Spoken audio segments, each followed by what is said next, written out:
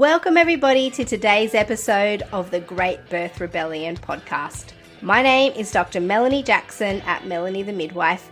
I'm a clinical and research midwife with my PhD. Our Great Birth Rebellion premium members also get access to podcast transcripts, additional resources, the Ask Mel a Question button, and an exclusive monthly Ask Me Anything episode. That said, let's get into it. All right, let's do it, Sarah. One more. Welcome, everybody, to today's episode of the Great Birth Rebellion. I am still here with Sarah Smits, and we've been speaking for the last 3 episodes. This is the 3rd episode about her work, global midwife. And today we're going to tap into her knowledge on belly binding. But a bit of a fun fact is that, I like to look at the research on certain things, and my physiotherapist helped me with belly binding during my 2nd pregnancy because I had diastasis recti, which is like when your abdominal muscles sort of disappear to the sides and leave you feeling fairly unsupported in your abdomen. She did recommend some belly binding, but it wasn't with beautiful, fabulous fabrics. It was kind of a very clinical band thing. But I wanted to look into the research around belly binding to see if there was anything written about it. And unfortunately, I came across, firstly, I couldn't find anything. I searched in the academic literature for belly binding, abdominal binding, wrapping, strapping, all kinds of things, until I stumbled across, here's what if you're academically inclined and you want to find out the research around belly binding, you have to type in the search term dynamic elastomeric fabric orthoses. I'm going to spell that in the show notes for you, but there's a whole practice around fabric wrapping or elastic wraps around various body parts that still allow movement, and they call it dynamic elastometric fabric orthoses. That's the term if you want to read it in the research. Again, I'll put it down there. I'm not going to use it again in this episode, but if you're ever looking for research around belly binding, then that might be something you need to type in if you want to actually find out the academic research. And the other term that came up was relating to Malaysian belly binding, which was called bengkung. Again, I know nothing. Bengkung. See, this is why I had a very clinical look at it. So Sarah's going to talk to us today about what she knows and how she's learnt about belly binding and why we would do that at all. It's not a very romantic, enticing term, is it? It's like belly binding sounds nice. It's like a hug. Because essentially it's about wrapping your belly. I mean, people do it in pregnancy, but there's a lot of use of it postnatally. And I've seen it in my practice with clients, some Asian clients. I've seen these beautiful belly wraps and just in awe of how they use them. And they don't think twice. They just go, yeah, that's what you do. That's what you do postnatally. You bind your belly. Tell us, where did you learn about belly binding? My first exposure was in India as well, where they use the bengkung binding, which is the at least 14-meter long bind, which is a really beautiful one with all the little kind of twists and knots up the center. That one is specifically just for postpartum. I've actually supported a woman who had her appendix out, and because she had an operation and her abdomen was full of air, I also supported her to bind her belly with the bengkung afterwards. But that was my first sort of introduction for hands-on learning. So after the women were bathed and massaged in their postpartum, then we will put their belly bind on and their bengkung binding. So that's also why it's seen in Malaysia, because it's that Ayurvedic practice. I can start though from pregnancy and move on through birth and postpartum, if you like. And even outside pregnancy as well. I have my belly bound right now. It has a lot of physical supportive elements to it. So I'll start outside pregnancy and we'll work our way that way. For whilst you're bleeding, actually just to bring support and warmth to the womb, because the womb is heavier in weight. We get all crampy. We might feel like a heaviness in our pelvis. So what you can do is bind your belly to bring that warmth in. I use some oils underneath, some warming oils, and then that warmth holds the properties of the oils and they penetrate deeper into the abdomen. And I also hold castor oil packs in place with them. So it brings physical support but it also brings like energetic support as well. So in the Mayan culture, you would never expose your belly button because that is an energetic portal that you're taking on or giving energy. So when I'm at a birth or when I'm doing body work or in those big energetic spaces, I'm also binding my belly because it helps, like it feels like that energetic protection, but it also helps bring me back into my body. And from now I bind like quite a lot of women and people, and this is a similar thing that they're telling me. I had someone actually feedback the other day that, you know, she was having actually just a challenging day and she put her belly bind back on and she actually just felt more grounded and centered. So it's very supportive in many different ways. It's a great structural support if you're a body worker like me. It makes you maintain your posture so you're not all slouching, you're protecting your back. And then during pregnancy, I have only seen this working with the Mayan midwives, but they think it's even more important than to protect that energetic portal because they don't want to take in any energy that might impact the baby. But then I've started utilizing it with, you know, those common pregnancy discomforts that come up. So the diastasis rectus, if a woman has abdominal separation, if she's had quite a few babies and her baby is sitting out over the top of her pelvis, or those babies that, like, you know, are just like kind of flopping around everywhere because the uterus is stretched out and it has a space to do so, and that causes a woman a lot of discomfort. It can help lift the baby. So by lifting the baby, what that helps to do is it's supporting the woman's back because the weight of the baby is closer to the pole of her body. But for women who have like really bad swelling in the lower limbs or vulvar varicosities, hemorrhoids, it creates a space for that fluid actually to be able to come back up. And that structural support of the pelvis as well, that pelvic instability pain and just lower back pain, it can be extremely supportive for that. Those are the things that the research seemed to suggest using it for. So those real physical ailments where with the abdominal separation, with the malposition of babies, women who've had lots of babies where, you know, you feel around in their tummy and it just feels like there's no barrier of support for the baby. You can just feel all the baby and pelvic pain and the pelvic instability. Those were the things that the research was indicating that these things could be used for. So there's some alignment there. There are certain circumstances where it can be utilized in birth as well, because obviously it's something that you're putting over the woman's belly that's quite, like, can be quite firm and tight. It's not necessarily the most comfortable thing, but if you have a woman who has a very pendulous abdomen or has had quite a few babies and the baby actually just isn't sitting in the pelvis, you can do like an abdominal lift and tuck where you sort of like tilt the pelvis and lift the baby up and hold it in the pelvis and put like I usually use a rebozo for this, a big wide belly band to hold the baby nice and close to the woman's body, and it actually can help that baby keep that pressure on the cervix then and then for labor to progress.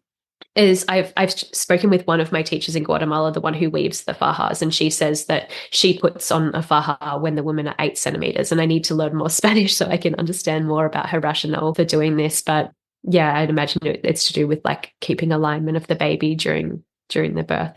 Obviously it impedes trying to listen to a fetal heart rate if that's something that needs to be done though. So then postnatally, I mean, are there tutorials online for this kind of stuff? Is it particularly complex? Can women do it themselves? Yeah, women can absolutely do it themselves. And actually, I've done like quite a few videos. So I have videos like on my Instagram working with the rebozo or working with a faja, but this is also something that I teach more in depth in my circles. So you can just wrap something around the belly and be supportive like that. But if you have a really dynamic understanding of what you're doing and why you're doing it, you like for myself and the experience that I have now, because this is a predominant part of the work that I do, I'm tailoring the bind to the needs of the woman.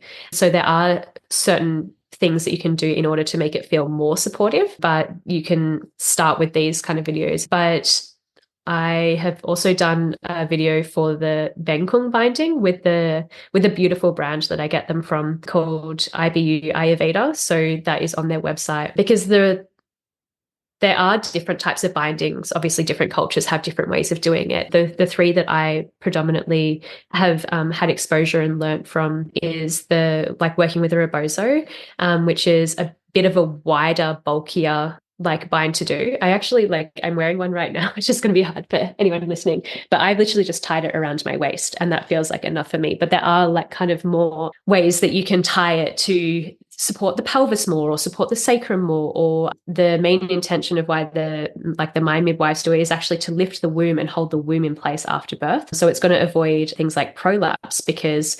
all the ligaments of the uterus have been stretched out, particularly in the ways women are birthing in our culture. Prolapse is like way more common than what it should be. And also they're not resting after they've given birth, but it's intentionally to lift the womb and hold the womb in place. And then again, bring that warmth in. You're supporting the posture while you're breastfeeding, because, those abdominal muscles don't have that strength. So you're bringing in that abdominal support. It's really great for women who do have quite a separation in their abdominal muscles. It will also bring that together. It's keeping the kidneys warm when the kidney energy is low after birth. Again, I'm massaging the belly with really intentional oils that have like really warming properties in them to get the air out of the belly, and then to bring warmth to the uterus. That is, another really supportive part of binding postpartum, is to get that extra air and fluid from the belly, that if you don't get it moving, for a lot of women, it actually ends up just sitting there and staying there. And this is actually something that I also do for women who have had cesareans, in a way that I'm very careful of not irritating and putting too much pressure on the wound. But ultimately, when a woman has had an incision to her abdomen and her uterus has been actually exposed to the air and the cold, those women hold a lot of additional air in their abdomen, and it actually causes a lot of pain. So I get things moving with a bit of a light massage, and then put the bind on, and then it feels really supportive for them. So you just have to do it with like great intention and care, and connection with the woman, and ensuring that it's supportive for her. For people who are wondering about the idea of air and cold and heat and the importance of that balance, that's a real Ayurvedic philosophy. But in Western medicine, we don't acknowledge that kind of thing. So for people listening going, what are they talking about? Air, the cold, and all these things. In traditional medicine, there's a lot of focus on elements and on heat and on cold and herbs, and how do you manipulate that at certain times. In a lot of cultures and a lot of medicinal modalities, heat is a big part of postpartum repair. And I think too, what we also do in modern medicine and in Western medicine is we just take little elements and then we apply them and hope that they work. But what we're learning, I think, from you is that just belly binding is not really the thing. That it's paired with postpartum care, with massage, with herbs, with some of the cultures are using steam. It's part of a pack. It's not like, just throw a rebozo at it and it'll be fine. Yeah, partly. I do go with the intention of sharing, like, to make it something that doesn't seem inaccessible, that you don't necessarily have to use these binds and these weavings and these fabrics, which are intentionally designed for them, and I can share a little bit more about. But I always say, just do something. Like, just hug your womb. Whether it's those that like stretchy tubey grip, or I'm not a huge fan of those SR like C shorts, like the really, really tight spandexy shorts, because I'm just like thinking about like bleeding, and they're really challenging to put on, and they're spandexy, and it's not necessarily the most breathable if you have stitches and things like this. But most importantly, it's not about binding and getting up and doing all the normal things that you can like normally do because you've got your bind on, so therefore you're supported. That's not how it works. It's binding and still staying in bed. So I even encourage women to wear the bind while they're in bed as well, because particularly if they're like in bed trying to roll over, if you're trying to lift your baby and roll at the same time and you don't have the engagement of your abdominal muscles, that can be really challenging. So it's something that can even be supportive like while you're laying in bed. It's definitely not as to do so you can therefore do more things. I do feel that any degree of binding is supportive if the woman feels that it is supportive for her, and that's usually always the feedback that I'm getting. But when you are pairing it with other things, of course, your healing is going to be more supported. So I usually at least say, just try and rub some kind of like oil on the womb and just like move a little bit of that air and fluid that's sitting there and bring a little bit of warmth, literally by generating heat. And then putting the bind on is going to be more supportive than not massaging beforehand. But I still think it's one of those things is if you can only manage one thing in your postpartum, let it be belly binding. So women can use the binding from day one. What's the usual practice around this? Yeah, I usually do it the day after birth. So, birth is like such a big, like, sort of experience. I know there's some cultures who would literally do it like straight away, but the women that I work with, I usually will do the day after when I see them, because it's part of what I offer. I come and do a massage, and sometimes they just don't feel quite ready for that massage in that super early stage. So then I'll show them how to do it when I give them a massage as well. And there's different ways of binding. So the faja, which is what I've learned in Guatemala, is probably the easiest and the one that women can do on themselves the most easily. The bengkung requires support.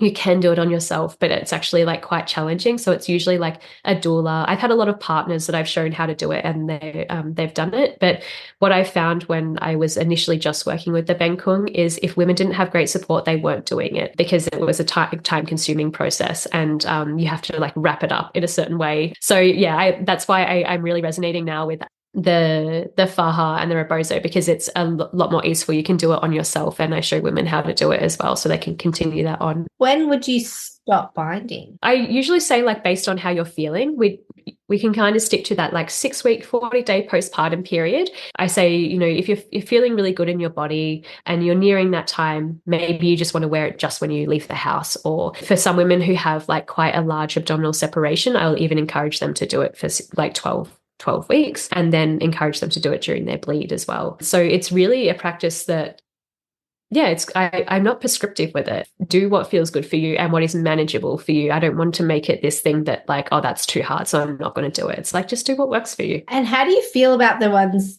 the more westernized ones that are elastic and stretchy and you can Velcro them on? Do you feel like they have a similar action, or is there something lacking in those? Yeah, I think physically they are kind of a bit universal. They're kind of just this one shaped band that you kind of wrap around yourself, and it's not necessarily giving the opportunity to get under the womb and bring the womb up. And if anything, it might actually just feel like downward pressure, which is not what you want to be feeling. So if you've put a bind on and maybe either it's too tight or it's like too high and it's actually just pushing your pelvic floor down, that's not what you should be feeling. You should be feeling a lift in your pelvic floor. So when I'm binding women, I'm getting them to hold their uterus up, and I'm binding and, doing the bind a little bit tighter under the womb to support the womb. There's one bind that I do a twist in the bind to make like a V shape that then brings in that support around the pelvis and the iliac crest, and then it has a little V that kind of is like where the uterus can sit in. So I find binding with fabric, you're more working to the individual contours of the woman's body, and every time that I'm binding her as the weeks go on, that looks kind of different on her body, because her body is constantly changing in that postpartum period. So I find that working with these fabrics and materials are more individualized to the needs of the body, and a bit more dynamic with what you can do with them. And from an energetic perspective as well. And this is a way that the weaving of a fabric, whether it's a faja or a rebozo, is again a really intentional traditional practice. The way that a weave is done, you can even figure out like where in the country that weave is from, what community, based on the different ties that they do on the ends on the tassels. And that is someone's, life practice is weaving. Even the particular weave, it's a beautiful backstrap style of weaving, and the fajas that I get are extremely tight. She literally weaves one thread at a time by hand, and it takes her a whole week to weave a postpartum faja. So traditionally, the women in Guatemala would weave their own fajas for themselves. It can go beyond just wrapping a piece of fabric around your body. It's also about like, what are you also trying to bring back in? What supports are you bringing back in as well? So is there any time where you wouldn't wrap a woman? I feel like the only time, well, first, if the woman doesn't resonate with it and it's not something that feels right for her and her body, but just being cautious around caring for a woman who has had a cesarean. You can protect the wound by putting a maternity pad on that way, but it's quite plasticky and it doesn't allow for the incision to breathe.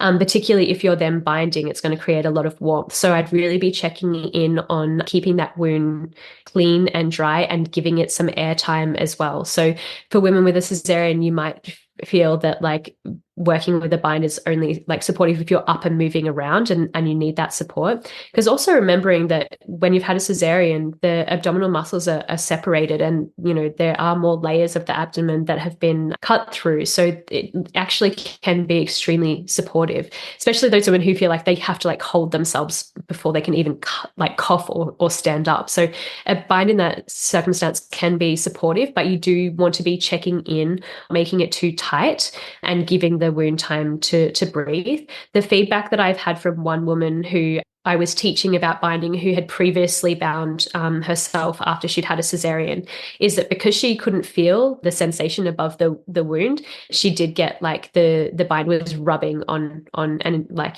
irritating the incision. But also this was a circumstance where her baby was in the nursery, so she was up and walking around a lot more than is supportive of your postpartum healing. So that's just something to check in and be aware of. I'd probably completely avoid it if you had a wound infection, because actually that wound needs air and time to heal. And again, if you've heard anything in the last 3 episodes from Sarah that has piqued your interest, in the show notes of all 3 episodes, you'll see all of her details, information about workshops, where she's going to be if you want to get some training, and excitedly, next year, 2025, Sarah is offering some training in collaboration with the Mayan midwives, where you can learn some of the skills that she knows. Thank you so much for your time, Sarah. We've learned so much that just does not sit in the Western frame at all. And we're grateful for that, because we've gotten way too comfortable in this one single mindset about birth and postpartum. And so we thank you for opening us up to new ways of caring for women postnatally, and ways that women can care for themselves. More importantly, how the community can care for women. Oh, we are going to wrap that up, and we will see you in the next episode of The Great Birth Rebellion. Thank you for being here for today's episode of the Great Birth Rebellion podcast. If you want to get access to all the resources that we use to create every single podcast episode, you can join the mailing list at melaniethemidwife.com, or better still, the Premium Members Hub. The Premium members get access to transcripts, the Ask Mel a Question button, an exclusive Ask Me Anything episode every month. All the details are in the show notes, and I will see you in the next episode of The Great Birth Rebellion.